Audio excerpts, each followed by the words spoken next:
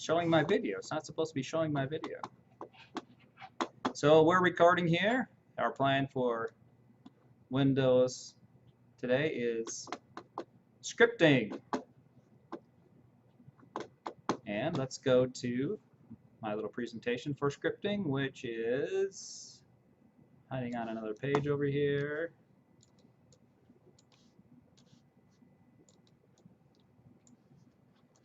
Where did it go? It went away. I think I'm driving the PC crazy having too many windows open here.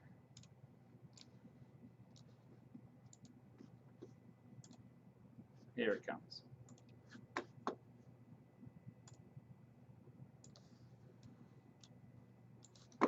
All right, here we go. Linux scripting.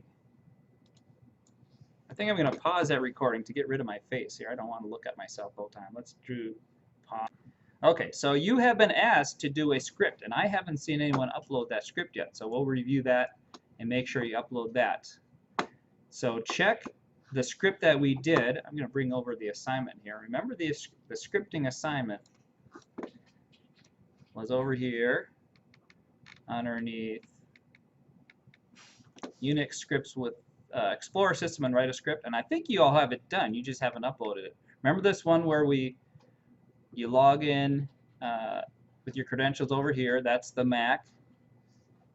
Display this script's name. Have we done that? You ready to do that? You need help with that? We did this on our Macs. Remember we were connecting over to the Mac machines?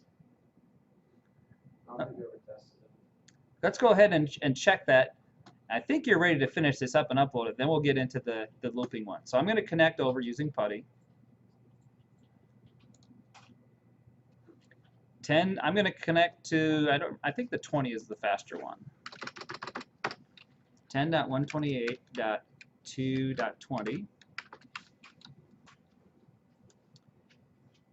I'm going to connect in as AT Manning, but you can connect in as student. Oh, I might as well go to the student, just make sure it's working.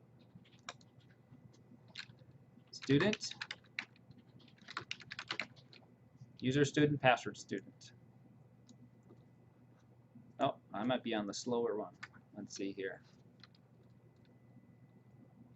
It feels slow. Let's do a DF. That is a system that's 90% full. I think I'll log out and go to the other one. I'm going to Control D and start PuTTY up again and go to the 22 address. 10.128.2.22.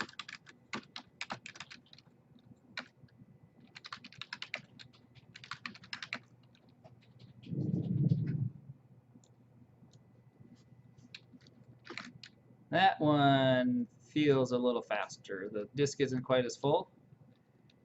Uname -A shows me the system I'm on. Running kernel version 14.5. I'm going to go to my Manning folder. There I have a sysinfo script.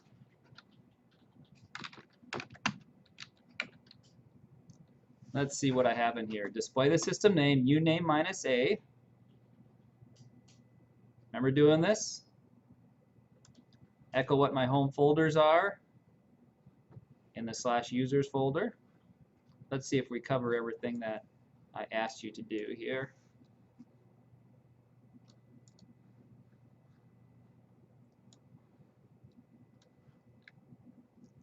Current directory, pwd, output. List of users.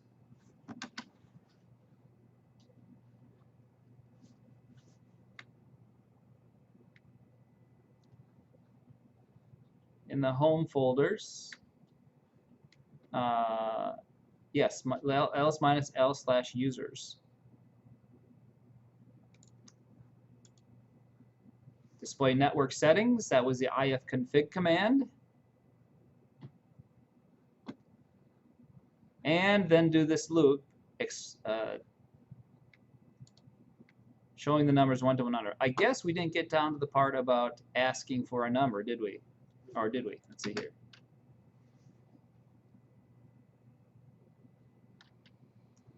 We did the little star parameter. Oh, there, we did ask for a number. Count down from a number. So I do have the script. Do you have that script? So we got the, at least I got this far in that last class. Is that script there? Are you able to find it? You able to find one, Madison? I don't know if I was here for this. Oh, that's right. You may have been gone. Daniel, you got yours? Not. Let me see. I don't have the last thing with come up with an interesting task. Right. So, Luke, do you have yours? I'm going to help Madison get going here. While I'm helping her, you come up with an interesting task, and then demonstrate it to us. So, Madison, here's what we're doing here. I'll kind of give you the code and then explain as we go, and then we'll go to our next assignment. So I'm going to do a more again of the file I was just looking at. First of all, though, I want to get you logged in. So go ahead and get logged into this system over here. Find PuTTY, do a Windows key and look for PuTTY, and if it's not there, do a Google search for PuTTY and download it to your desktop. Looks like you got it. So go ahead and run PuTTY. It's not installed. Oh, I thought I saw the icon for it. It did, but I think it just comes up.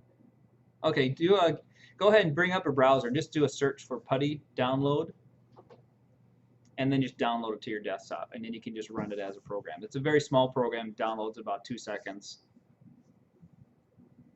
Go ahead and download PuTTY.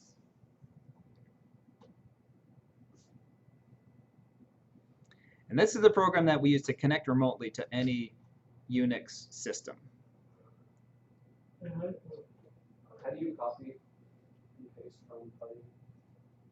Oh, just drag through the text, and I think it automatically gets into the clipboard if you just drag through it. Click and drag through it.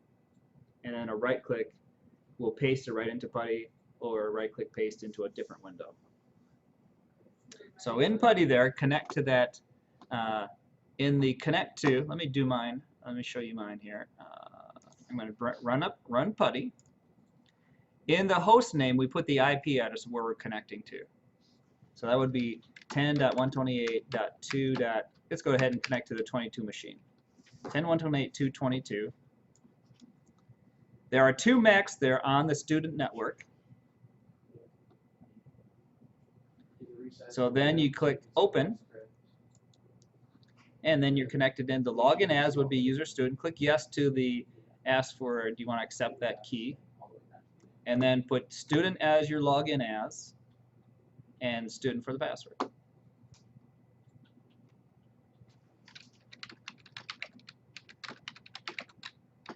If you do a ls, it shows you the files that are there. Go ahead and create a folder with your last name.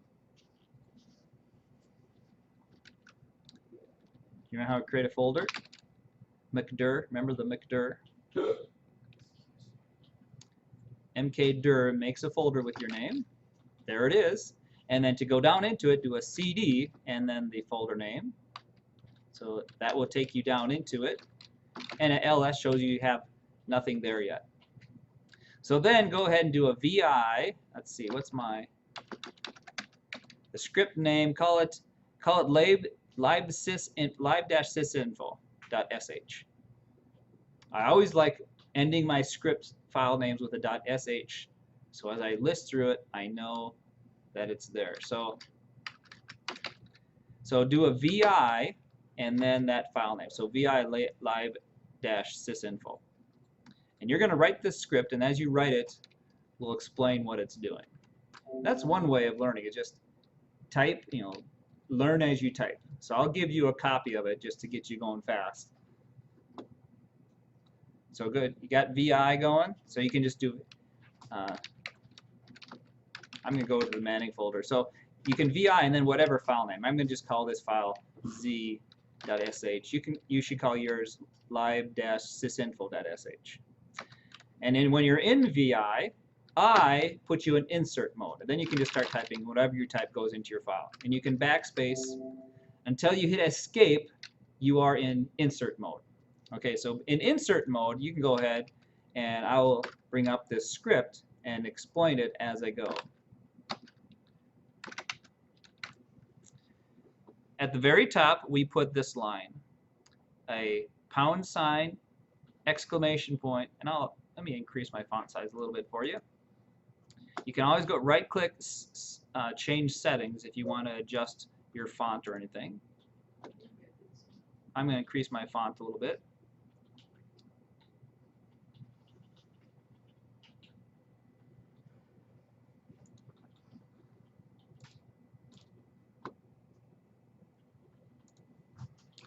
All right, so in the script, here's what we're putting in there. Oh, I better get my characters got messed up when I changed my font size here. Oops.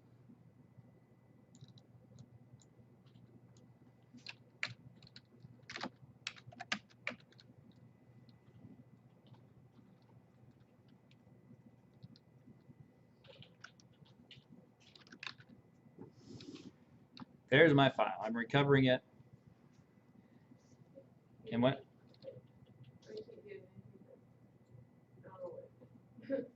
Oh, let's see what's going on. The eye's a little goofy. Takes some getting used to.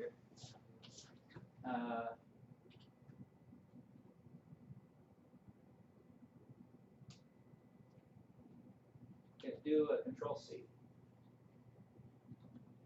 And enter. And hit escape. And colon. It's hard to tell with, and then Q. And Q exclamation.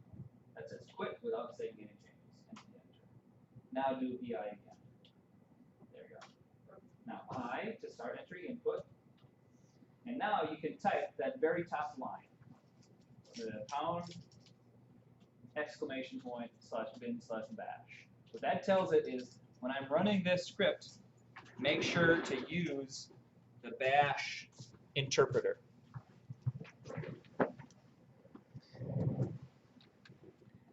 And when you're done editing, I hit escape and I can use J, K to go up and down, L and and H to go left and right. Or the arrow keys also work. But you're in insert mode, so you can just start typing. So just type that line. This is comments. Any line beginning with a pound sign is a comment. Go ahead and do the echo and just say hello from Madison. And then echo any other comments you want.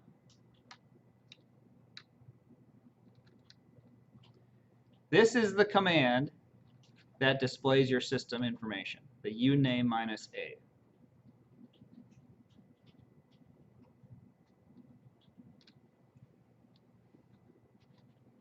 And this, again, echo just displays a message to the screen.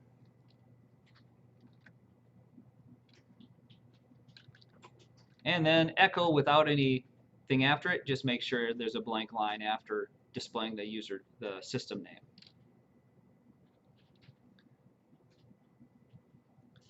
PWD is the command to show where my current directory is. So part of this is just practicing some very standard Linux commands, Unix commands.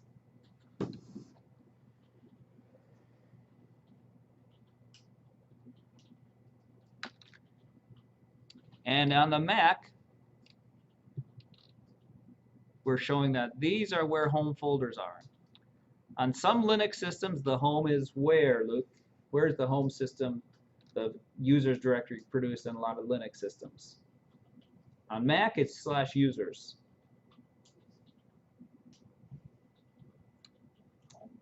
Home, /home is very common. And if I connect to my Minty system, I think it's running. Let me connect to my Mint system, and let's just verify. I'm going to connect to my Mint system at 10.128.9.25. It's running my little virtual machine.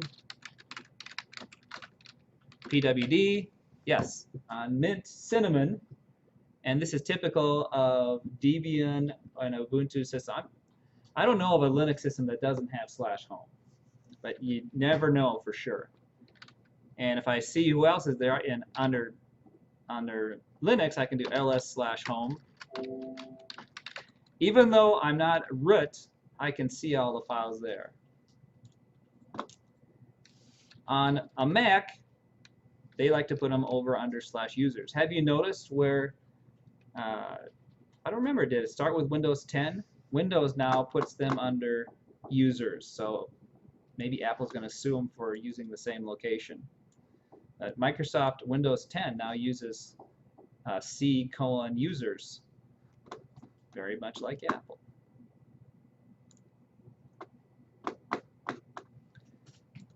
Okay, so you got that so far? And this is a command ifconfig. If you're ever testing and want to set your network configuration, EN0, we figured that out by just doing an ifconfig without parameters. And I see that EN0 is the one I really care about. There's like 4 others, virtual connectors. This echoes a bunch more new lines. And then I do a little loop. And here is one way of doing a loop in Unix. Works for Linux because the bash shell is what's running this, and it's pretty much the same. There's variations on the version of bash, but the basic commands we're doing will work for every version. I think the version we're on now, I think, is 3. So this, remember, that's a little backtick quote. That's the upper left next to number 1. That's a backtick, I think. Or is that a single? No, that might just be a single quote. I don't think that's a. Oh, you can try it. No, that is a backtick. Yep, if I look closer. This means I is going to take the value in a sequence of 1 up to 100. That's what the seek little command does. The backtick is a very useful thing. That actually takes an output from the command. You could put any command inside of backticks and get the output from it, such as the date command if I want to timestamp a file. And all I'm doing in my loop is one little thing. I'm just echoing the value of the variable I. And remember, in scripts, to get the value of a variable, I put a $sign to the left of it. Done tells the script I'm done with this little loop. And now I can let that loop. Go ahead, at this point, save your script, and let's run it to see that you don't have any errors up till now. And then we'll do a little troubleshooting. So escape and then :WQ once you get to the done line.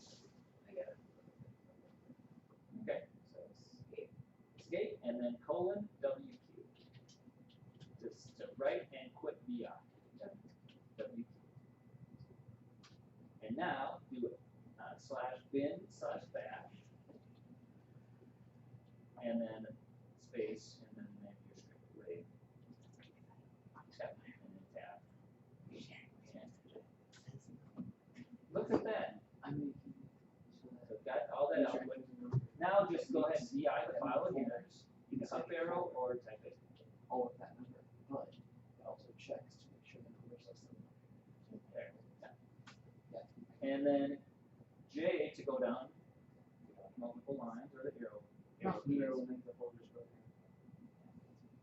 And go to the very end and add then that very last thing of prompting for input.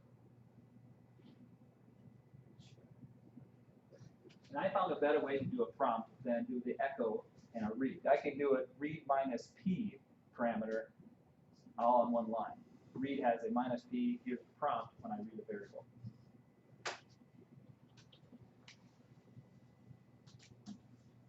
And all I'm doing with that very simple script is they enter a number, I read it, I assume it's a number, and then I count down.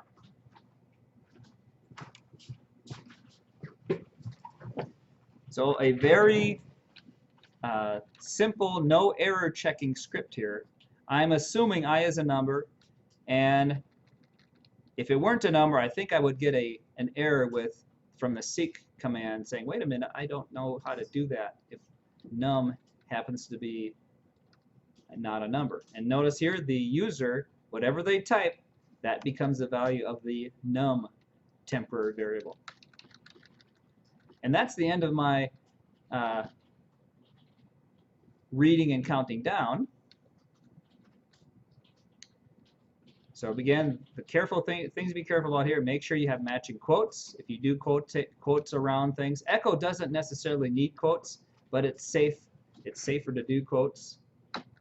Read simply takes whatever the user types and waits for them to hit enter, and then num variable takes on whatever value they typed. This counts down from that number to 0. Yes, sir? Do you end a while loop with done? I believe so. Look up bash while. I think it is done. Or is it while in reverse? I think it's a done. The if is goofy. It has if backwards for the end of an if. Yeah.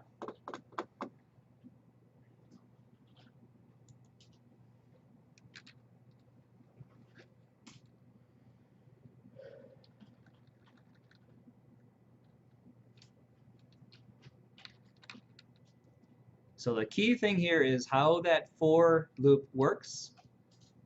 The variable the variable I is taking on the values, whatever num was, down to 0.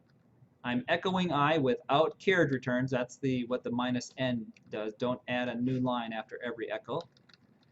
Then this displays a cute little pattern that we're going to be building on in the next little assignment. In a loop, I'm echoing spaces and a star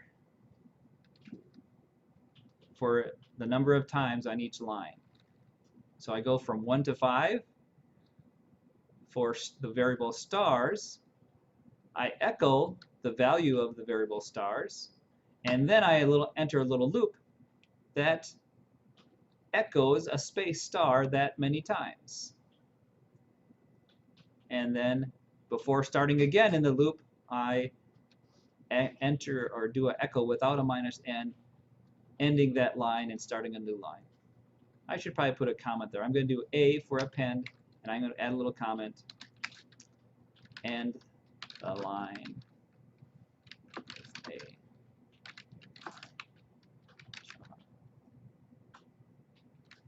Escape to save that.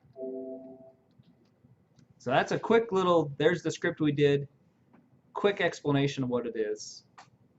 And now let's see what Daniel and Luke have come up with a challenge script for us. I didn't check tested it yet. Let me do that. Luke, you got one? Same one Daniel's doing. Oh, so you challenged to the same one. What is the challenge? Mine was, we're going to ask the user for a number under 100, less than 100. And then it's going to make folders from 1 to that number. Oh. Which is named that. But then we're also including an error checking to make sure the number is less than 100. Okay. Let's see if it actually works. All right, so I'll do it first without error checking, and then I'll do the error checking part. I want to make sure that I don't, from where my script is, I'm going to make a subdirectory so I can just delete it all together. Yeah, well, I have it already created in the script. Okay. I guess you can do that. So I'm just going to do it here, and then I can put a loop. So I'm going to do a mcdir, and I'll call it Z. This is the directory I'm going to keep everything in. Then I'm going to do a loop. Well, for now, I'm just going to do a loop without asking for a number to get the folder making part right. And then I'll go back and ask for a number. So let's assume I've asked for a number, and let's just say the number is going to be, I'll put it in number of folders, n folders. For now, I'm just going to say n folders equals 10. And I'm going to replace that once I have the making the folders part. I'll come and ask the user for the number of folders. Okay, and now to make the folders, I'll do the for, let's call it fn for the folder number, fnum, I'll call it fnum. And I'll use that same seek command, seek 1 to the value of n folders.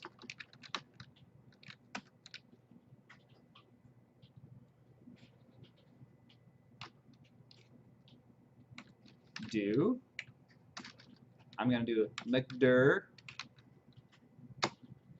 z, and then the subfolder. What do you want to name the folder? Just with that same number? Just by the number? I would have like folder dash whatever, but it doesn't, either way it's fine. I will do f dash and then fnum.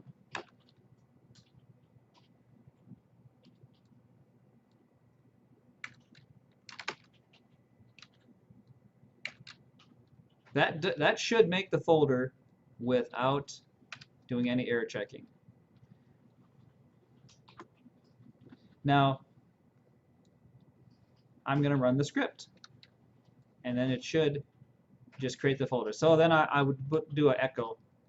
Here's a good way to do errors. I'm going to go up.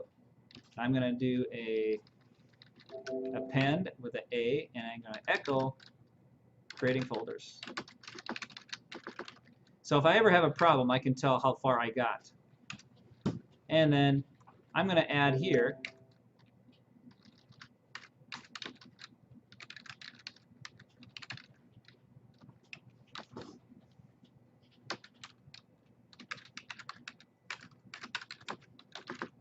so I'll get output as it goes. So I'll know it's working. I can always go back and comment that out.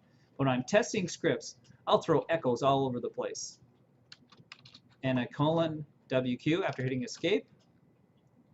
And now I'll do bash my script. There's my sysinfo. Enter a number to count down from. Looks like it's creating folders.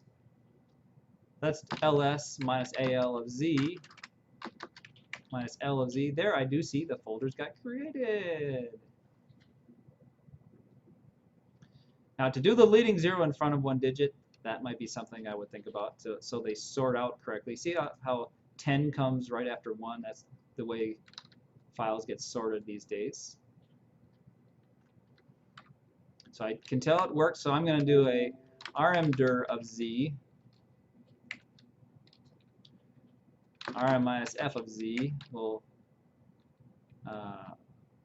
rm minus rf of z will recursively remove all the files and the directory.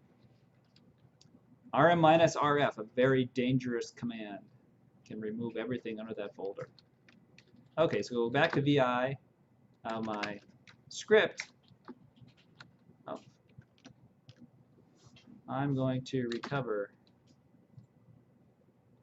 Why does it have that? I guess somehow VI crashed, so I'm going to Q, and I'm going to remove that. See how it has that? Where's that file? Let's try that again. It's complaining that it's finding a dot Manning sysinfo swap file somewhere. I want to recover and throw away the old one.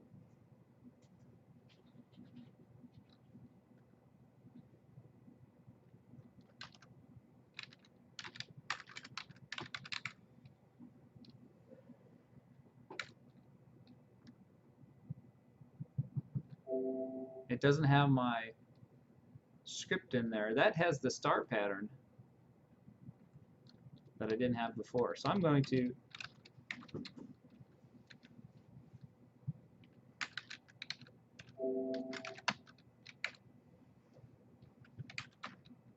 there's my star pattern. And I threw away the mcdir part. Okay, so I'm going to go back and put that in. So Daniel, how did you do the error checking and ask for a number to go to? Well, I haven't officially gotten it to work yet. I thought it would clean up that swap file.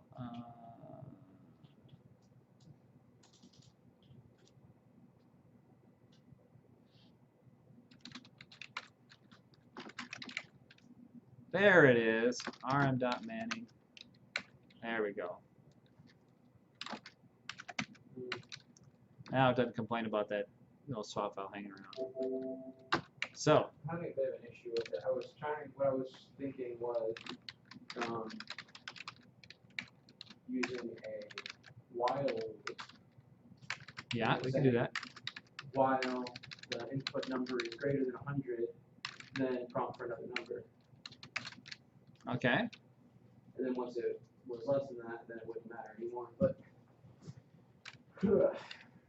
having All right, so let's help them with that. Prompt until num is less than 100. So first of all, we'll prompt for the number initially. Prompt minus p, enter a number, please.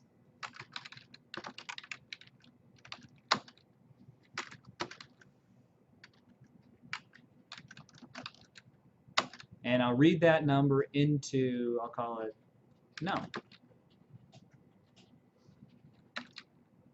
Now, to keep going until num is less than 100, I need to test whether num is less than 100.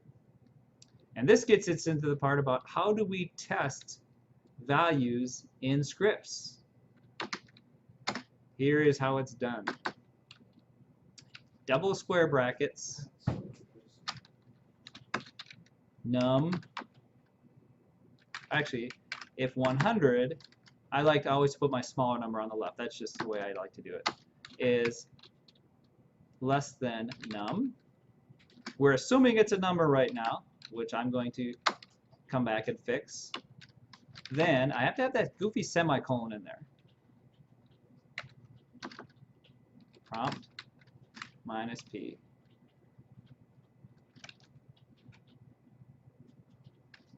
Oh, we need to make that a while instead of a if. yeah, that was fine. Sorry. Because there's no like go-to function for that. Right.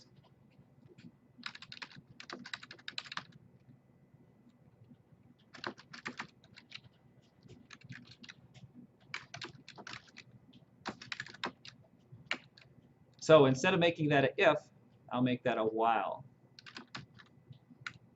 So go back up to here and change that to a while.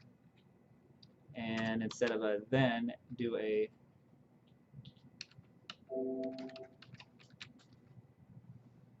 do. Oops. I can put the do there, or you'll often see it in scripts here.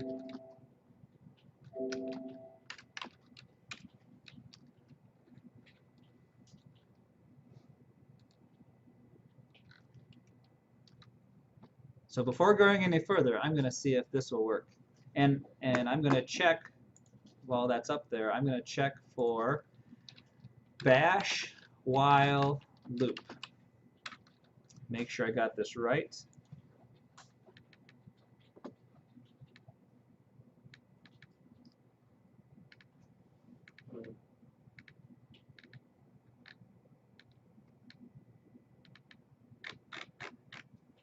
We'll see if this works. I think this is right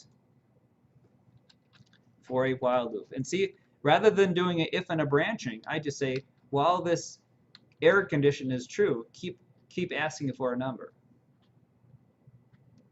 But let's make sure it works first before telling you this is the final code. So I'm going to do a colon WQ and then run that bash manning. I know this part works. Uh-oh. Oh, not prompt. Did I say prompt? Control C. See, a little error there. Instead of prompt, it's read minus P. Why did I say prompt? Read minus P. And here too.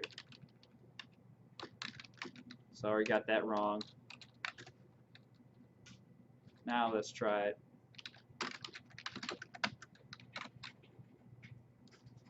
Does my stars. There we go. Enter a number, please. Let's do 200.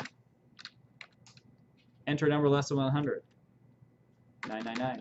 Enter a number 1. So that's a simple way of continually asking until it meets a criteria.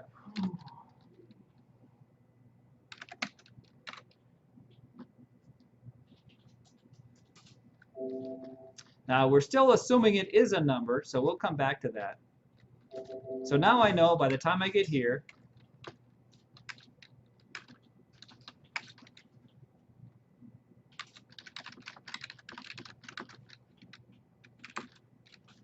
Now, create folders.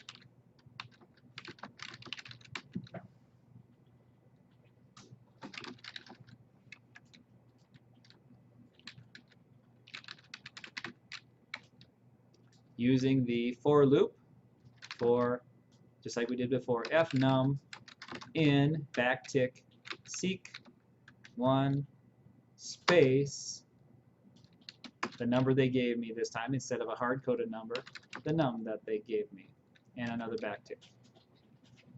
Semicolon, do.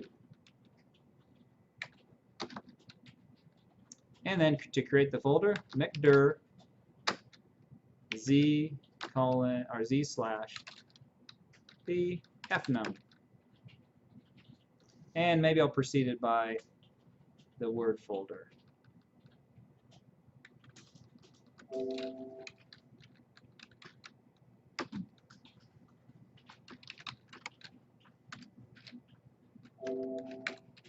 Done is the end of my for loop.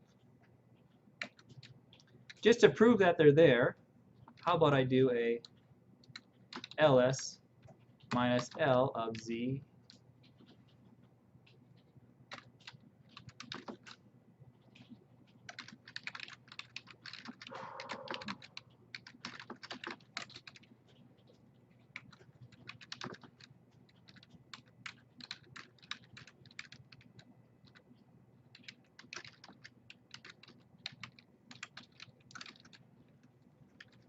and because I have a single quote inside of that string, I have to enclose that in quotes or it'll have a problem with where's the matching single quote to that. Let's see if this works. On my script, counting down, does my little star thing. Enter a number, please. I guess I should have asked for less than 100. It has to be less than 100. Let's make it a small number, 10. I'm having a problem. Oh, I forgot to mcdir z before starting my loop. I'm having a problem with the wire. See, this is assuming I have a z folder, so I better first create the subdirectory, mcdir z. There we go. Let's see how bands work in here.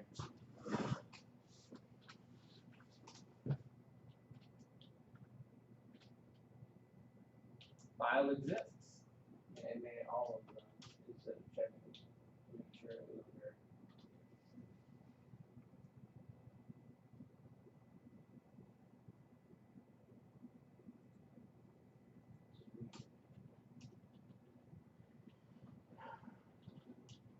So let's see your script again. Go ahead and remove those temporary folders. RM minus RM folder star. Folders. No S, just folder star. Folder asterisk, no S. But it's under the. Oh, what? It's in another file. Oh, called folders? Yeah, folders. Okay. Yeah, just folders. That'll do everything. Because R means recursively I move that folder and what's in it. So then it's got. Yeah, so take a look at your script again, see what's going on. Down to where it's asking for the number. Reads, please enter number less than 100. It reads number 2. While 100 is less than number 2, keep asking for the number. Reads number 2.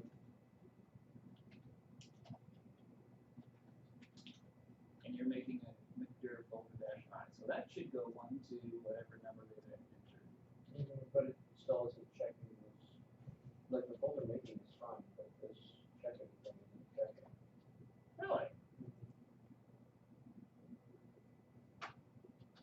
So when I do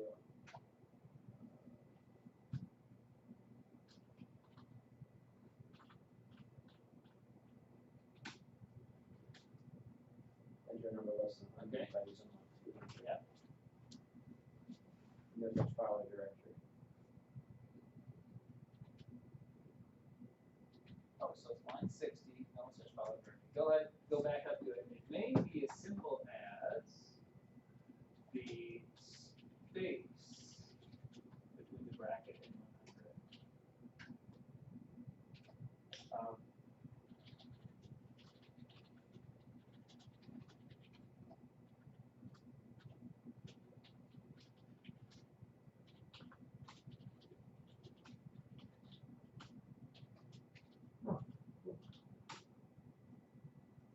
99 not the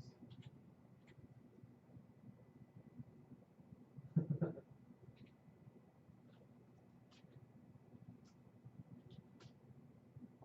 Was I good either?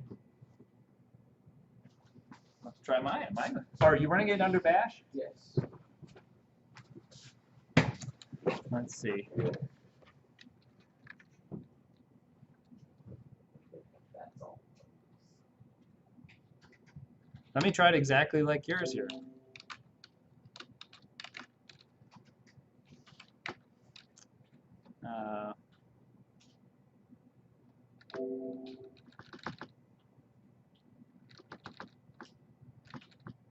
Prompt for num2.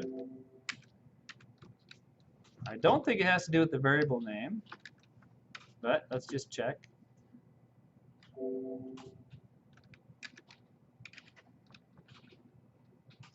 And then here would be num2.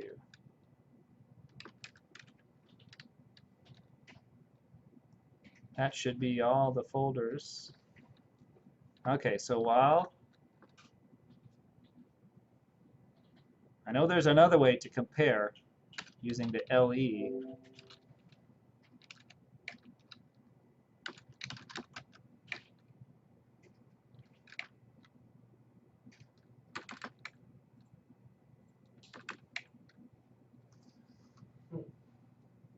Maybe it doesn't like numbers in my variable. Mine will only let me use what for what is greater than 100 or less than 100. Maybe you can't put numbers in your variable names. That's what it appears to be acting like, because mine was working fine until I added that 2 to it. It doesn't have anything to do with the fact that, like the order of the files earlier was like 1 and 10. Was it interpreting 100 as 1 of the zeros?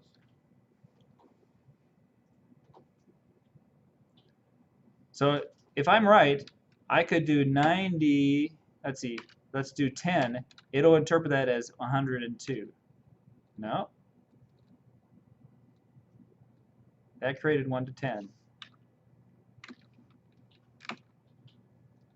88. 80. 70. 60. 50. 40.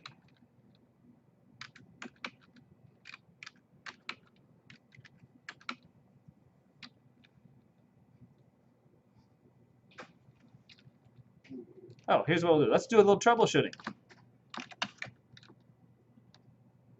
Should have done this before. Let's go ahead and do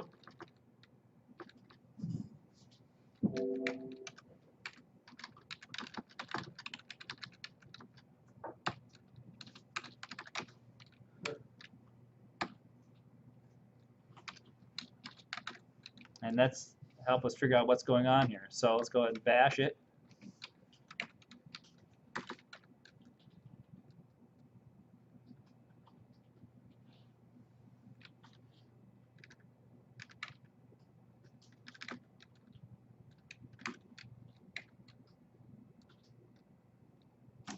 Oh, you know what?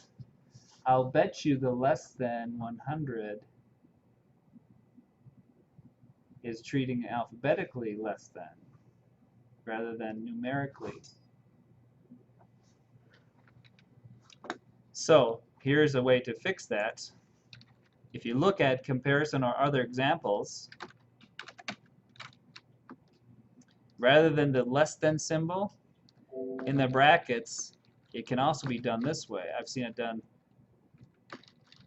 And I don't know if the double square brackets really matter. That just happened to be in an example. Instead of less than, oops, minus LT. Now let's make it single square bracket. I think a single square bracket, from the examples I see, should work. So minus LT for the less than, and there's multiple operators. If you look at comparison operators in bash, let's see if this works now.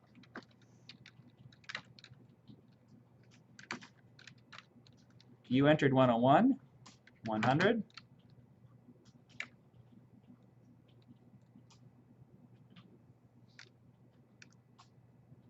It does create the folders. So here's the better solution, I guess. For some reason, mine worked without the 2 in the variable name. I can't explain that unless maybe it really wasn't working for me and I just tested with an easy number. Yeah, I think I did test it with a big number. I never went to 90. So here is the better answer, or the correct answer. For the loop, instead of using the less than symbol, use the numeric comparison LT. And you don't have to use double square brackets. And if we look at, if you just go through bash comparison, search,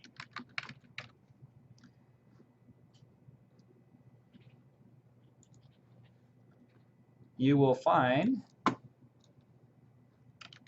many pages that explain the variations on comparisons in bash. Integer and string comparison. That's right. I forgot that the less than is actually a string comparison. The numeric comparison is minus EQ or minus NE for not equal to, or minus GT. If I want to compare strings, I use the more natural equal symbols. If I'm comparing strings, if I'm assuming I have a number in a variable, then I use the LT or GT. So my script was wrong as I was building it for you. Now, does that make sense to you?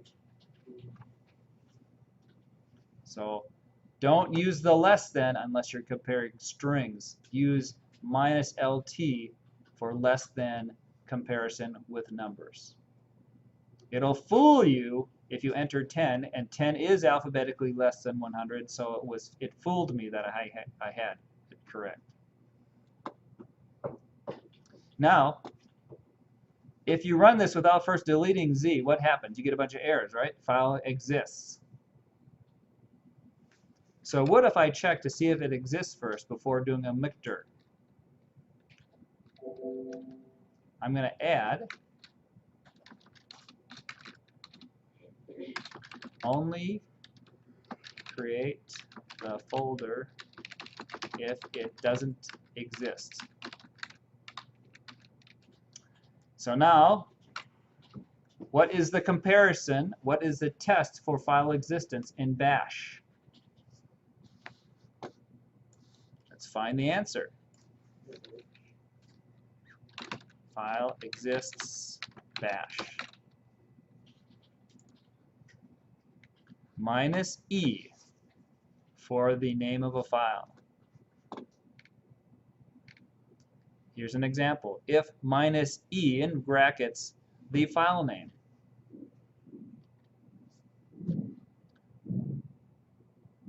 So in my loop, I'm going to do a if in brackets minus E Z folder dash the number file that I want to create.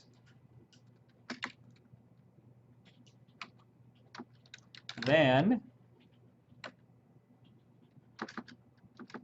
echo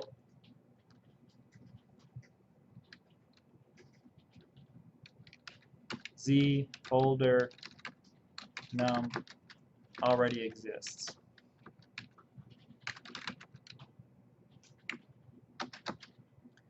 Else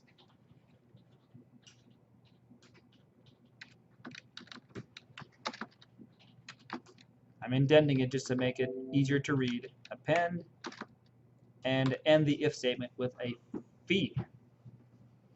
There we're learning little branching.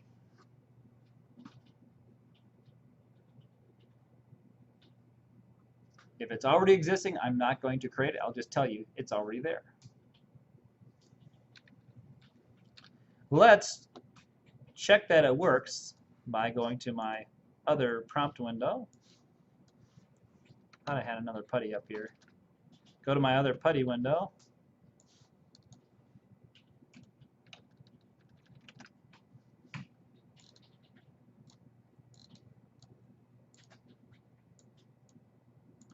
and let's run the script.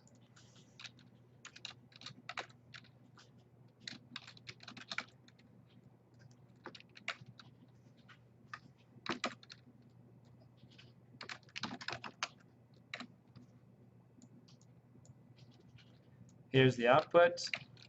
Enter another number. Let's do 101. Still testing. Let's enter 11. It created the folders. Let's run it again. Oh, sorry. It may have already. I think they're already there. Let's see the output.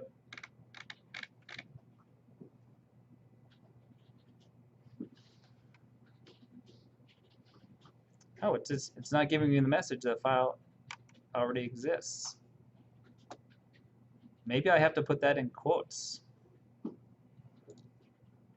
I should have got the message already there, and it should have skipped the mcdir.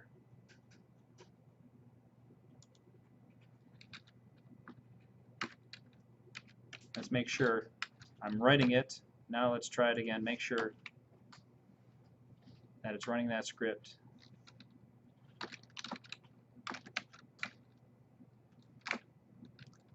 Let's try 11.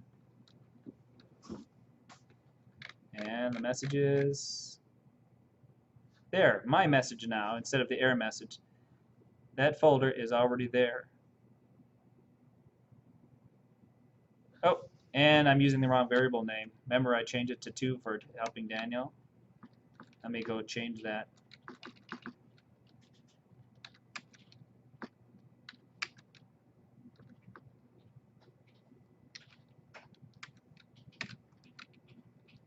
Oh, sorry, not there.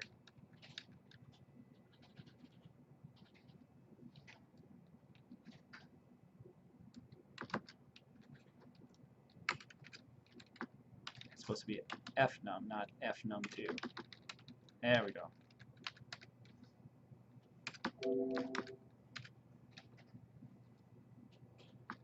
Fnum is taking on the values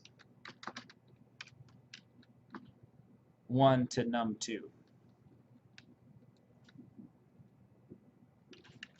So it's not the name of the variable. I'm going to go back to num for my variable name.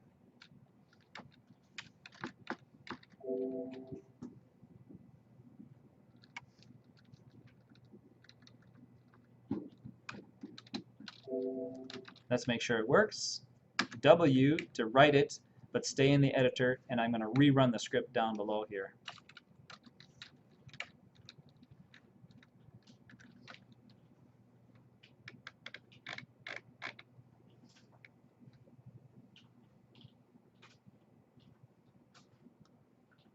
And I forgot to fix my reference to the new the num variable.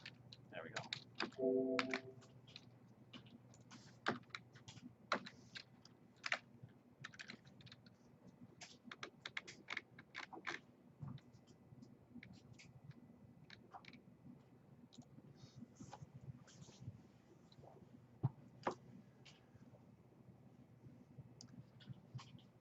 Now I've got a little more practice for you. So this one, are you happy with what you've got? You got it working? Go ahead and upload this one to eLearn. Now we got a problem. If you're running on the Mac, how am I going to get it over to a system so I can upload it to eLearn?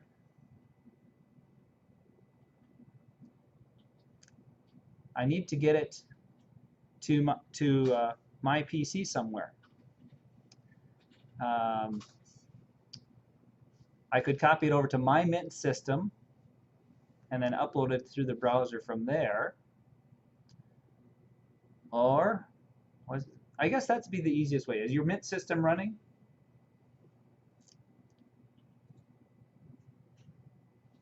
Or I could try to mount, let's see, I need to get it to somewhere where I can read it from Windows and upload it. Was that? Yeah, or you could just select all and copy paste. I'm going to show you how I could get it over to my Mint system and then browse in my from my Mint system. Madison, your script working? Let's help you troubleshoot any issues first.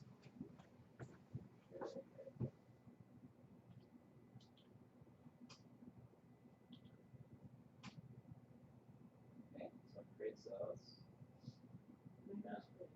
Yeah, and then we do the countdown part, and then it should get to the create files part. And now it should create files. Oh, we're missing, we got a problem up there on line 64. We're getting a file exists, but it's also saying we're missing a right in square bracket. So let's go ahead and edit our script.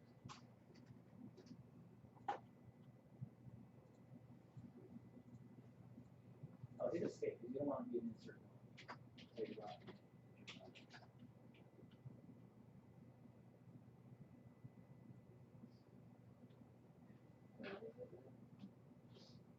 on line 64.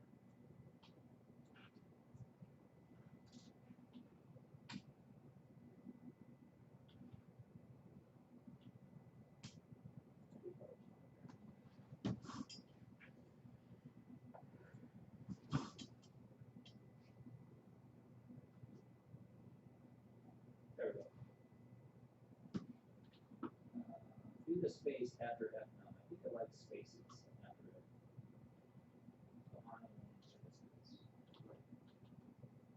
And then escape. And go down again. Make sure. I think that was it. Go all the way up to the top of your folder and I'll show you. The very beginning, type 64 and then hit N. No, don't do I. No, escape. And then 64 and then N.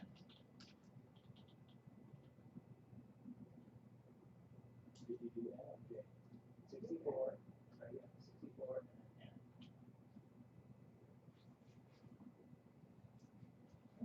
You got cat bug? Type N, does it take you down? Hit escape. Okay. Oh, sorry, J. 64 J, sorry. 64 and J. So that means you're at line 65. All right, let's see if that did it. Go ahead and quit. WQ, and then run again.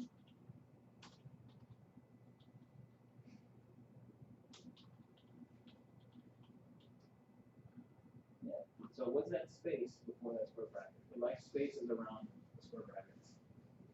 Okay, now to get this uploaded, you could copy paste from PuTTY into your file, but that's kind of a pain. Does PuTTY let you do a select all? Let's see. Let's do it the easy way here. We'll quit out of it. Oops. If I just do a more of my script, or let's do a cat of my script. Cat, my script name.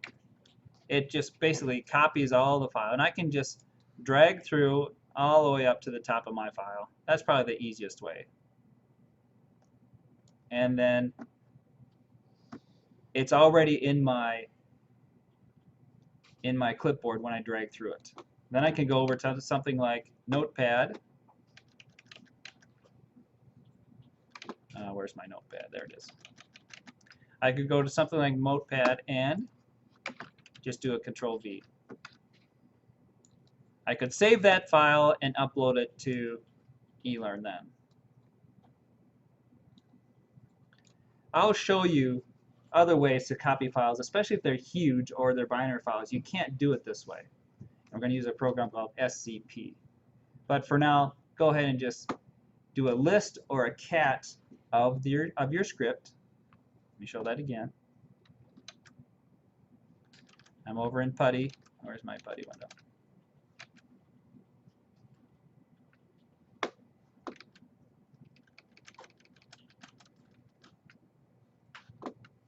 Where'd my PuTTY window go?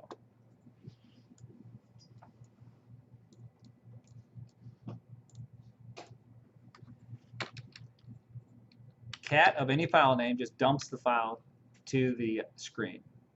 So I dump my script with cat. Then I simply drag through in PuTTY back up to the top where I started the cat. And that will give me the contents of that text file. Then just Don't hit a right click or that's pasted into PuTTY and it goes crazy pasting the entire contents of that file. Just select through it, it automatically goes into the clipboard, then paste it into a file back in Windows that then you can save. You just want that saved as a text? Yeah, a text or, yeah, just save it as a text and then upload that text file as your script. Okay. Then when that's uploaded, I have the next script challenge for you. That's not a whole lot harder because we've kind of gone through some things I wanted to cover today. While you're uploading that, let me go through my little script presentation here.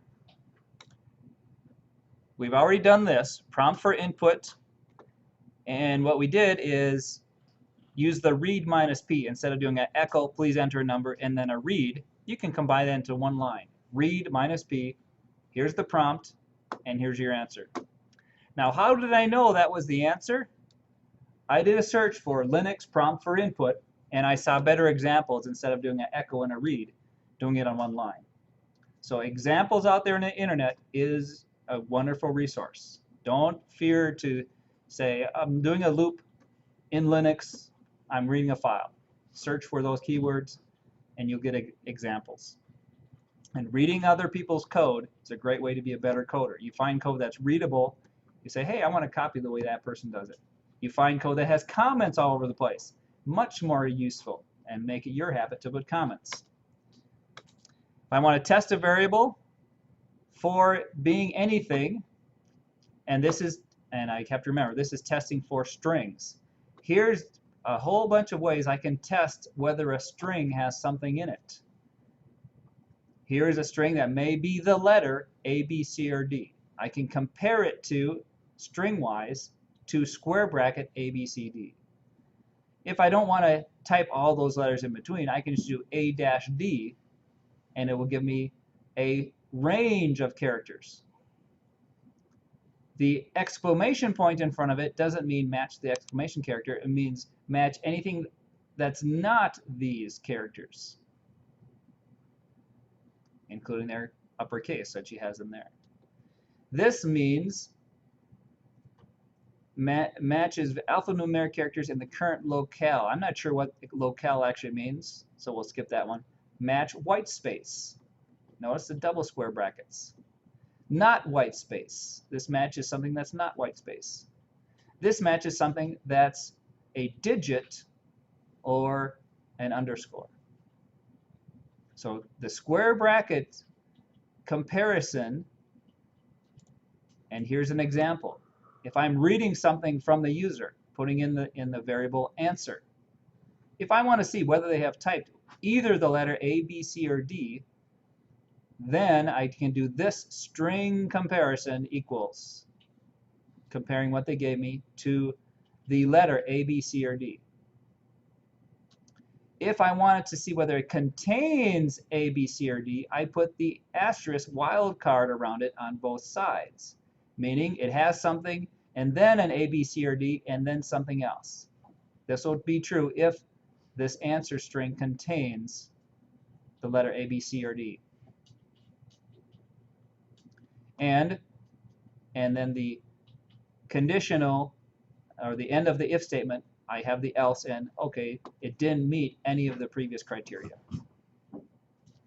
So this is an example of the syntax of the if statement. Any questions about that? I read a variable. The variable name is answer. I do a string-wise compare to the letter A, B, C, or D. This is a string-wise compare to something that has an A, B, C, or D in it somewhere, because I have asterisks on both sides of it. If the asterisks were missing on one side or another, it would have to either begin with A, B, C, or D or end with A, B, C, or D if I took away one of the asterisks. Here's another example. This one's a not equal. That means it doesn't have something and then letters E, F, G, or H and then something. So this means the answer does not contain those letters. Here's same thing, but giving it a range, I to Z. It does not contain, well, this is the equal, so string-wise equal, something with the letter I to Z in it, followed by 0 to something. That's testing whether it contains I to Z. So knowing this, your last question for today is, what would the comparison be if I want to compare whether they have given me a number? What would that comparison look like? I want to compare, they've given me the answers, that they've entered for input. I want to test whether it is a number.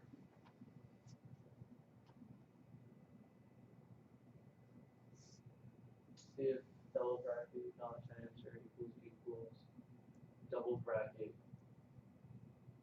No, it's like bracket colon bracket digit. Yeah, you can do bracket digit or bracket 0-9. I kind of like that better because it's more obvious to someone reading, oh, that's the range 0 to 9. Well, and the digit would give you the underscores and periods too. Oh, does it? No, there was an underscore and period in the example. In that example on the webpage, it actually contained that. Now another way to test whether something's a number, well, for your example, Daniel, if you just did if answer equals bracket 0-9, that would mean they've entered either a 0 or a 1 or a 2. But they wouldn't let them enter a 2-digit number, because bracket 0 to 9 means there has to be a 0 or up to 9 there, not multiple digits. You do star 0, 9 star. If I did star 0, 9 star, that would mean it contained a 0, but it could have other things in it. So then you would do. Wait, does the exclamation mark just do everything after it? Or- Exclamation mark means it doesn't contain those things. So could you do like 0 to 9 and then exclamation mark all the letters A to Z? Yeah, that might work. You could still have special characters. Yeah. Why are they so difficult? Just to give you the answer, the easy answer, and there's more than one because it's a logical thing. The answer I found that seemed to be the cleanest was bracket exclamation point 0-9. That meant star exclamation point 0 to 9. It did not contain the digits 0 to 9. So that would mean, okay, it doesn't have any digits. Or how about this? If it does not contain only digits.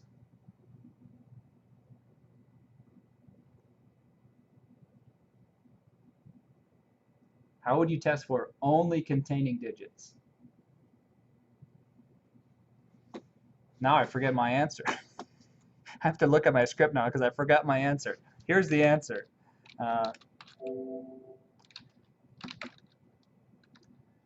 Where am I?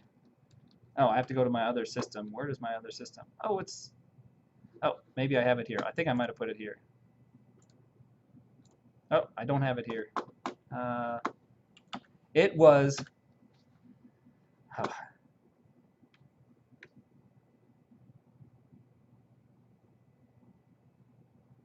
I'm going to have to look at that answer. I forgot. I don't want to give you the wrong answer. We'll do that. I'll give that answer next time. I have it on, I was running on my Ubuntu system, doing all the tests. I could probably do a search real quick for it. Let me see if I can find it. Test for digit bash, I think was the search I did. And I found the answer pretty quick, and it was a nice, clean answer.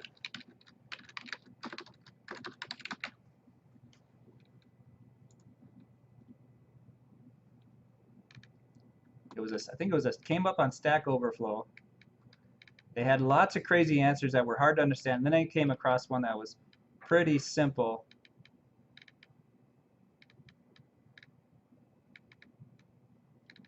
I thought, hey, that's a good example.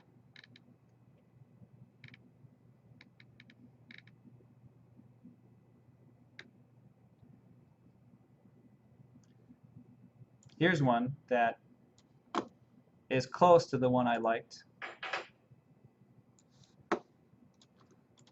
and close to the one Daniel gave. If var has digits, I'm not sure this is the right answer. I'm not convinced that's the right answer. I'd have to test that to see. That was one that was on the last website that we saw. Yeah.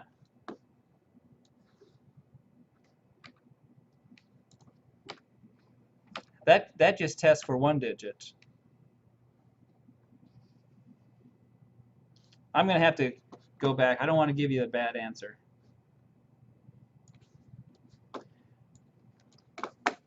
But for next time, look at that Linux scripting test. I've given you a little challenge, basically producing pretty little patterns. Let's go back to that assignment, just so you see what I'm asking you to do. Take a look at that, and we'll start next time seeing what you've come up with. This is the one, I'm calling it Unix scripts with loops. A little more practice with loops. See if you can create these various patterns. The first one is pretty much what you already have in your current script.